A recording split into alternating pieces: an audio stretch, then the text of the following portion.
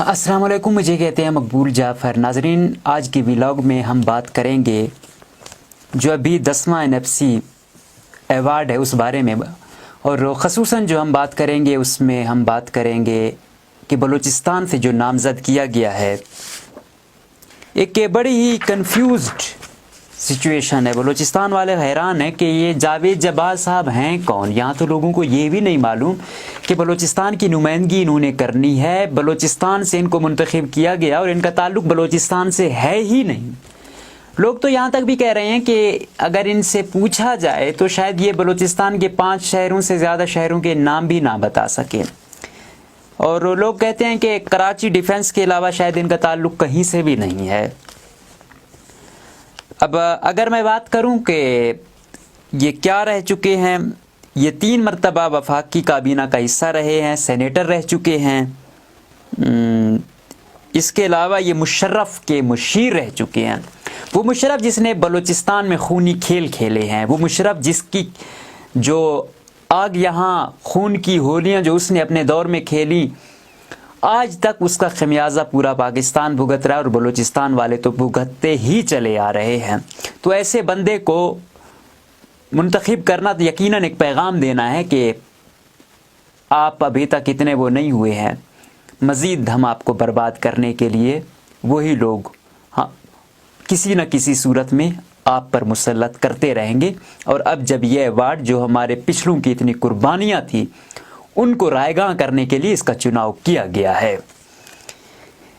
یہ دانشور بھی ہیں، یہ ادیب بھی ہیں اور فلم ساز بھی ہیں۔ 2 فلمیں بھی یہ بنا چکے ہیں صاحب، وفاقی وزیر اطلاعات بھی رہے ہیں۔ مطلب فائنانس سے ان کا کوئی تعلق نہیں ہے، نہ ان کی ایجوکیشن فائنانس کی ہے، نہ ان کو کوئی اکانومی کی سمجھ ہے۔ ان کا کالم وغیرہ لکھتے رہے ہیں، وزیر اطلاعات رہے ہیں، تو ڈائیورٹ کر لیتے ہیں باتوں میں۔ یہاں تو بات گیم باتوں والی تو نہیں ہے نا، یہاں تو بھائی فائنانس کا مسئلہ ہے۔ آپ کسی ایکٹیو بندے کو جس کو فائنانس کی سمجھ ہو اس کو لے آؤ۔ پورے بلوچستان میں آپ کو کوئی نہیں ملا تھا کہ ایک اور بندے کو آپ نے منتخب کیا گیا، اور ایک ایسا بندہ جو مشرف کا مشیر رہ چکا ہو، تو پھر اس سے آپ اندازہ لگا سکتے ہیں کہ یہ بلوچستان والوں کو کیا پیغام دینا چاہ رہے ہیں۔ بڑے افسوس سے یہ کہنا پڑتا ہے۔ اب اگر ہم بات کریں 7ویں NFC کو، جس میں یہ 18ویں ترمیم بھی آئی تھی اور اس میں اس کو آئینی تحفظ بھی دیا گیا تھا، اس وقت بلوچستان میں اصل میں سب سے پہلے تو آپ کو، کیونکہ یہ ایسا ٹاپک ہے ہر عام بندے کی سمجھ میں آتا نہیں ہے، NFC ہے کیا؟ National financial commission. تو اس کا یہ ہے کہ قومی مالیاتی کمیشن، اس میں یہ ہے کہ کس طرح ہم نے وسائل کی تقسیم کرنی ہے۔ جب پاکستان اور موجودہ پاکستان اور بنگلہ دیش جب ایک ہی پاکستان تھا، تو اس وقت جب وسائل کی تقسیم ہوتی تھی تو وہ ہوتی تھی رقبے کی بنیاد پر، کیونکہ ہم ویسٹ پاکستان تھے تو ہمارا رقبہ زیادہ تھا تو ہمیں بجٹ زیادہ ملتا تھا۔ انفارچونیٹلی جب بنگلہ دیش علیحدہ ہوا، اس کے بعد پھر تقسیم کیا ہوئی، آبادی کی بنیاد پر چلی گئی۔ پھر پنجاب کی آبادی زیادہ تھی، اس کو زیادہ فنڈ ملنے لگ گیا، اس کو 56% غالباً 56% مطلب پیسہ اسے ملتا تھا۔ باقی صوبوں کو پھر آپ وہ کر سکتے ہیں کہ اس میں وفاق نے بھی لے جانا ہے اور باقی صوبوں کو کتنا کوئی بچتا تھا۔ تو جب 1973 کا آئین بنا، اس کے مطابق یہ NFC بھی وہ کیا گیا، تو اس میں یہی کہا گیا تھا کہ ہر 5 سال بعد مطلب اس پر اجلاس ہوگا، اس کو دیکھا جائے گا۔ لیکن بدقسمتی سے ایسے چلتا رہا، اس پر کوئی توجہ نہیں دی گئی۔ پھر مشرف سے پہلے 1996-97 میں ایک دفعہ ہوا تھا، مشرف نے جسٹ ایک نوٹیفیکیشن جاری کیا تھا، اس کے بعد پھر اس کو آئینی تو جو ماہرین ہیں وہ اسے ایکسیپٹ ہی نہیں کرتے کہ یہ واقعی کوئی NFC ہے۔ اس کے بعد پھر پیپلز پارٹی کی جب حکومت آئی تو 7ویں NFC میں انہوں نے اس پر کافی وہ کی۔ پہلے آبادی کی بنیاد پر تھا، انہوں نے جو پھر بعد میں عوامل بنائے اس میں کیا شامل تھا کہ آبادی کے ساتھ ساتھ پسماندگی بھی شامل ہے، نمبر 2 رقبہ بھی شامل ہے، انورس پاپولیشن ڈینسٹی یعنی پھیلی ہوئی آبادی مناسبت رقبہ شامل تھا، تو مطلب یہ ہے کہ کتنے رقبے پر آبادی کتنی ہے، پاپولیشن ڈینسٹی جسے کہا جاتا ہے، تو ان چیزوں کو دیکھ کر پھر بنایا گیا۔ تو پھر اس کے ساتھ ساتھ یہ تھا کہ human development index, food security, اس حوالے سے جب چیزیں آتی گئیں تو باقی صوبے، کیونکہ جب ایسا تھا تو باقی صوبے رضامند نہیں تھے کہ آبادی کی بنیاد پر آپ اس کو دے رہے ہیں۔ بلوچستان 46% ہے رقبے کے لحاظ سے، اور اس کو 5% بھی نہیں ملتا، تو کہاں جائیں یہاں کے لوگ؟ تو ان کی زندگی بد سے بدتر ہی ہوتی جا رہی تھی۔ تو اس طریقے سے جب یہ ہوتا چلا آ رہا تھا، پھر ان کی جب تقسیم ہوئی تھی، پھر یہ بڑا مزیدار وہ ہے، اس میں پہلے یہی تھا کہ ایف بی آر جتنا مطلب وہ جمع کریں گے پیسے، اس مناسبت سے ان کو ملتا تھا۔ ایک تو پہلے کم ملتا تھا، پھر ایف بی آر جتنا کولیکٹ کرتا تھا اس مد میں اگر کسی نے کم کیا ہے تو پھر جو اس کا حصہ تھا اس سے بھی اس کو کم ملتا تھا۔ اب پھر یہ تھا سندھ کو اس حوالے سے وہ تھا کہ تمام مرکزی دفتر جو ہیں بزنس، امپورٹ ایکسپورٹ اور کیا کہتے ہیں کہ بندرگاہ، وہ وہاں پر ہے، تو ہر چیز وہاں سے اسے ملا کرتی ہے، تو وہ تو اپنا وہ پورا کر لیتا تھا۔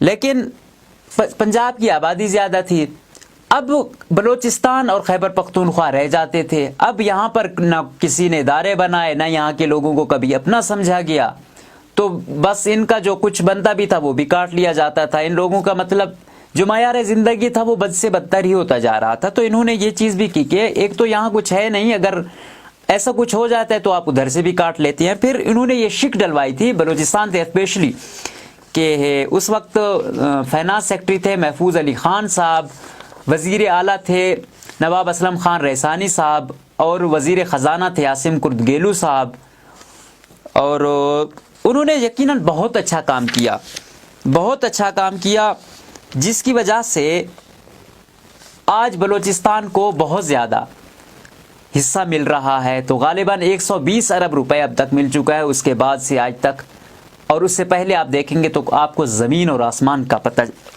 چل جائے گا کہ کتنا فرق تھا۔ اب کیا ہوتا ہے کہ یہ لوگ، یہ چیز ایسی سچویشن ہوتی آ رہی ہے، اس چیز پر آ گیا کام، چلتا آ رہا تھا، ہوتا آ رہا تھا۔ یہاں پر بدقسمتی سے کرپشن اس انتہا کی ہے، یہاں پر تمام جو پکڑنے والے ادارے ہیں وہ بھی پتہ نہیں کیا وجہ ہے، وہ بھی ان کو نہیں پکڑتے۔ بلوچستان میں اتنا پیسہ آنے کے باوجود بھی حالات بہت خراب ہوتے جا رہے ہیں، ترقی کہیں نہیں دکھائی دے رہی۔ لیکن اس کا یہ مطلب نہیں ہے، بات یہ ہے کہ وہاں سے آ رہا ہے، ادھر سے نکلنا بڑی بات ہے، پھر یہاں والوں کو بھی جس طرح وہاں سے ہوا ہے ان کو بھی انشاءاللہ ٹیکل کر لیا جائے گا۔ لیکن بدقسمتی سے چھوٹے صوبوں میں گیم بازی پلٹنا بہت ایزی ہوتا ہے۔ جب یہ اختیارات چھوٹے صوبوں کو منتقل ہوئے تو اسٹیبلشمنٹ اور آئی ایم ایف کو بہت تکلیف ہوئی۔ انہوں نے کہا کہ کیوں آپ ان کو ایسا دے رہے ہیں، نہیں دینا، اس طریقے سے کیسے وہ ہوگا۔ لیکن اس وقت 18ویں ترمیم میں این ایف سی کو آئینی سیکیورٹی دی گئی کہ اگر صوبے کا کوئی بجٹ اگر آپ اس کو جو دے رہے ہیں رقم کم بھی کریں گے تو آپ کو پہلے آئینی ترمیم کرنی ہوگی۔ اسی لیے آپ دیکھ رہے ہیں کہ آج کل 18ویں ترمیم کے خلاف ہر جگہ باتیں چل رہی ہیں۔ کیا ہے دراصل بہانہ 18ویں ترمیم ہے، نشانہ این ایف سی ہے۔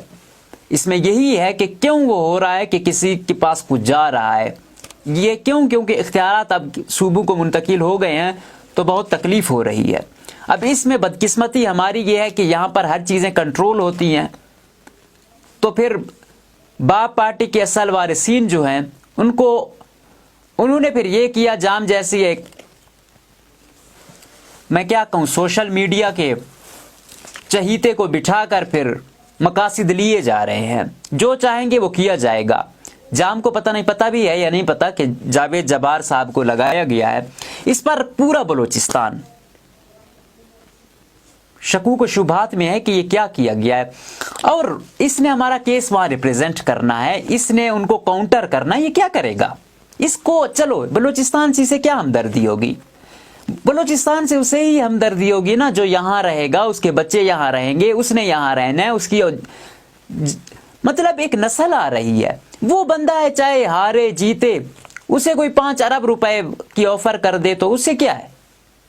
بڑے افسوس سے کہنا پڑتا ہے، ایک مطلب اسے ہمدردی نہیں ہے. میرا کہنے کا مطلب یہ ہے کہ اس کے کچھ بھی نہیں ہونا, اس سے تکلیف ہمیں ہے جتنے ہمارے ان لوگوں نے جتنی محنت کی ہے. اب محفوظ علی خان صاحب جیسا بندہ ہمارے پاس ہے جتنے 7 NFC ایوارڈ میں اتنی محنت کر کے بلوچستان کو اتنا کچھ دیا, اور اس کی موجودگی میں بغیر اس سے مشاورت کے ہونا تو یہ چاہیے تھا کہ کوئی بھی وہ ہوتا, ہمارا بندہ تھا, اس کو اتنی تیاری تھی, اس نے اتنا کام کیا ہوا تھا, آپ اس کو نامزد کرتے. اس کے ہوتے ہوئے جام صاحب کا ایسا کرنا یقیناً بہت سارے سوالات کو جنم لیتا ہے. اور کہا جاتا ہے کہ جب آپ کا کیس ہو اور آپ کا وکیل کمزور ہو تو پھر آپ کیس نہیں جیت سکتے ہیں, اور اگر آپ کی استطاعت ہوتے ہوئے آپ جان کر وکیل کمزور کر رہے ہیں تو یہ بدنیتی پر مبنی چیز ہے. اب کہاں جائیں ہم لوگ, کہاں پر وہ کریں؟ بلوچستان والوں کو یہ چیز بڑی سمجھنی ہوگی. کوئی بھی ہم سے مخلص نہیں ہے, یہ چیز بہت بڑی وہ ہے. چلو آج ہی آ رہے ہیں, پیچھے ہو سکتا ہے نسل در نسل ایسا نہ ہو, اچھے لوگ آئیں, یہ جو بجٹ ہے یہ ہم پر ہو لگے, یہ کرپشن کی نظر نہ ہو. لیکن اگر یہ وفاق سے ہی رک گیا پھر ہم کہاں وہ کریں گے؟ ایک پہلے ایسا وقت تھا کہ ہمارے لوگوں کی جو تنخواہیں تھی وہ نہیں ملتی تھی, اسلام آباد جانا پڑتا تھا, منتیں کرنا پڑتی تھی, تب جا کر ہمارے جو ملازمین ہیں ان کی تنخواہیں ملا کرتی تھی. آج اتنا اربوں میں پیسہ آ رہا ہے اور یوں لوٹ مار ہو رہی ہے. کاش بلوچستان کی عوام سڑکوں پر نکلتی اور ان کو وہ کرتی, لیکن اس کے لیے تو کم از کم نکلو. یہ ہمارا نہیں, ہماری آنے والی نسلوں کے لیے یہ. اگر یہ ایسا ہو گیا, NFC کی مد میں کٹ گئی رقم, پھر ہمارے پاس بہت مشکل ہے کہ ہم پھر دوبارہ کچھ کر سکیں یا خود کو بلڈ اپ کر سکیں. میں مانتا ہوں بہت کرپشن ہے, انتہا ہے, لیکن یہ ہے کہ ایستا ایستا ہی امپروومنٹ ہی آئے گی. اگر جو پہلے ہی امپروو ہو گئی ہیں اس کو کٹ لگ جائے گا, پھر کہاں سے امپروومنٹ ہی آ جائے گی؟ خدا را اس چیز کو سمجھیں. اس میں یہی ہے کہ اب بلوچستان کو کتنا مل رہا ہے, پہلے آپ دیکھو کتنا ملتا تھا,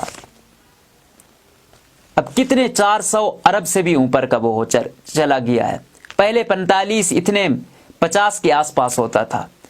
تو یہ یقیناً ہمارے لیے جو ہے نا, عقل والوں کے لیے بہت نشانیاں ہیں اس میں, اور یہ بہت بڑی بات ہے. اب اسلم بوتانی صاحب کہہ رہے ہیں کہ میں جاوید جبار کے خلاف سپریم کورٹ جا رہا ہوں کہ کس طرح بلوچستان حکومت نے اس کو لگایا ہے. اس طرح ثناءاللہ بلوچ صاحب کہہ رہے ہیں کہ ادیب تو ہیں لیکن جو ہے نا یہ ان کو اکانومی کی اتنی سمجھ نہیں ہے.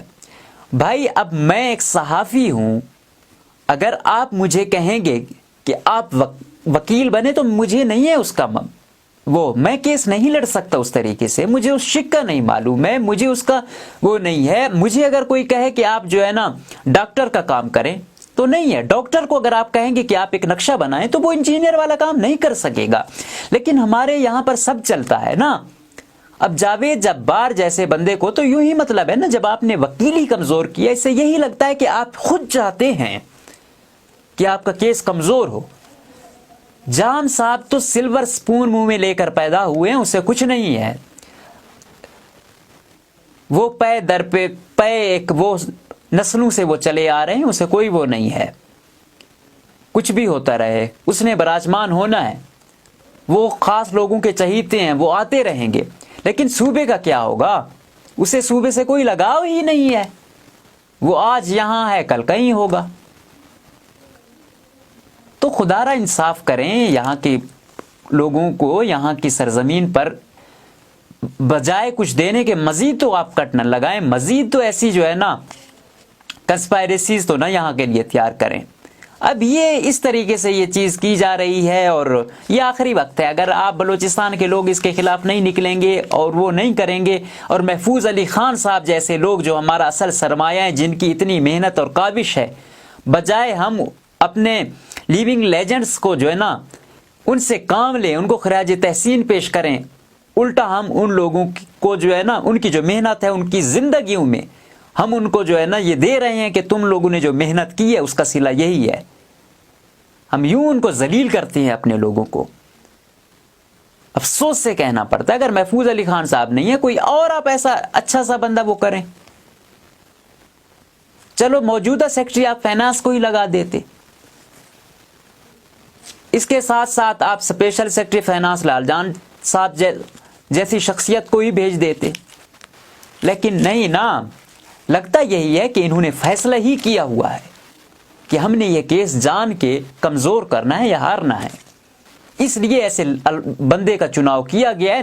نہ اس کو معیشت کی سمجھ ہے، نہ اس کو بلوچستان کا کوئی پتہ ہے، نہ اس کو بلوچستان میں کوئی انٹرسٹ ہے۔ تو اب کیا کر سکتے ہیں ہم؟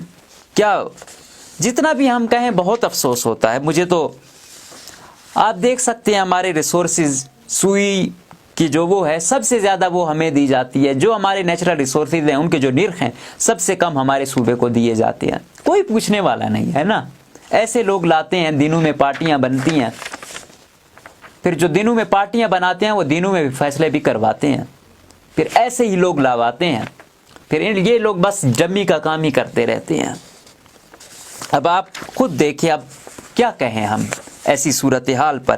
افسوس کے علاوہ کچھ نہیں کہا جا سکتا کہ جنہوں نے محنت کی ہے، جنہوں نے وہ کیا ہے، ان کو ہم کیا پیغام دے رہے ہیں ایسے وقت میں جب ہمیں مزید ترقی کی ضرورت ہے۔ آئے روز آپ دیکھتے ہیں کتنے ایکسیڈنٹ ہو رہے ہیں، اتنے تو دہشت گردی سے ہمارے لوگ نہیں مرے جتنے کوئٹہ سے کراچی شاہراہ، کوئٹہ سے ڈی جی خان شاہراہ، کوئٹہ سے ذوب شاہراہ، جتنے ہمارے لوگ جان کی بازیاں ہار رہے ہیں۔ ہر دوسرے گھر سے روڈ ایکسیڈنٹس کی وجہ سے کوئی نہ کوئی مر رہا ہے۔ کیا گیم ہوئی ہے سی پیک میں ہمارے ساتھ؟ تو خدارا اپنے حق کو پہچانے، اپنے حقوق اور فرائض میں فرق کرنا سیکھیں۔ آپ کو پتہ ہو کہ کیا ہو رہا ہے، کچھ پڑھیں، کچھ شعور آئے، کچھ سڑکوں پر آئیں، پتہ تو چلے کہ یہاں غلط ہوا ہے تو لوگ اپنے حق کے لیے سڑکوں پر آئے ہیں۔ اگر آپ لوگ صرف فیس بک تک بھی اپنی وہ نہیں کر سکتے تو پھر یہی ظلم ہوتا رہے گا اور ہم کچھ بھی نہیں کر سکیں گے اور ہماری حالت بدترین ہوتی جائے گی۔ بس یہی گزارش ہے کہ اپنے حق اور اپنے فرض کو سمجھیں، فرض شناس بنیں، اپنے جن لوگوں کی کاوشیں ہیں ان کو سراہیں، ان کو اپریشیٹ کریں، اور جو آپ کی یوں بربادی کے ایسے فیصلے ہوتے ہیں، یہ جو ایوانوں میں بنتے ہیں نا، یہ ہماری اور آپ کی بربادی کے فیصلے ہوتے ہیں، اور جو ایسے لوگ بناتے ہیں نا ان کا مقصد یہی ہوتا ہے کہ ہم لوگوں کو مزید برباد کیا جائے۔ اور غالب نے غالباً آج سے کوئی سینکڑوں سال پہلے اسی وجہ سے ہی یہی جملہ کہا تھا کہ تم دوست جس کے دشمن اس کا آسماں کیوں ہو۔ تو جام صاحب جیسے ہمارے وزیر اعلیٰ کے ہوتے ہوئے ہمیں کسی اور دشمن یا ہمیں اور اس کے وہ نہیں، وہ کہتے ہیں نا کہ نادان دوست سے دانا دشمن ہی بہتر ہے۔ ایسے فیصلے یقیناً ہمارے لیے کوئی اچھے نہیں ہیں، یہ نوید دے رہے ہیں کہ آپ لوگوں کی بربادی مزید ہونے والی ہے اور اس کے لیے آپ تیار رہیں۔ اور اگر یوں جانوروں اور یہاں بلوچستان کے لوگوں میں کوئی فرق نہیں ہوگا تو یہ بربادی یوں ہی ہوتی آ رہی ہوگی، جو سلسلہ اس ملک کے بننے سے لے کر آج تک چلا آ رہا ہے، اور ہم لوگ پستے رہے ہیں، مر بھی رہے ہیں، بدنام بھی ہو رہے ہیں، وسائل بھی سب سے زیادہ ہے، ذلیل بھی سب سے زیادہ ہے، غربت بھی سب سے زیادہ ہے، بے روزگاری بھی سب سے زیادہ ہے، دہشت گردی بھی سب سے زیادہ ہے، ضلالت بھی سب سے زیادہ ہے۔ یہ دنیا کا واحد خطہ ہے جہاں آپ کو یہ مثال ملے گی۔ سب کچھ ہونے کے باوجود بھکاری بنے ہوئے ہیں، الٹا ہمیں تانے بھی دیے جاتے ہیں۔ وجہ کیا ہے کہ ہم لوگ اپنے حقوق اور فرائض میں آج تک فرق ہی نہیں کر پائے ہیں، آج تک ہم نے سمجھا ہی نہیں ہے، آج تک ہم نے غلط اور صحیح کو اپریشیٹ نہیں کیا، غلط کو کنڈیم نہیں کیا۔ اس وجہ سے ہماری بربادی چلی آ رہی ہے۔ میرا مقصد بتانا تھا، اب دیکھتے ہیں کہ بلوچستان کے لوگ اپنے حق کے لیے کتنا نکلتے ہیں اور اس حکومت کو کتنا مجبور کر دیتے ہیں کہ یہ اپنے فیصلوں پر نظر ثانی کریں۔ اللہ حافظ۔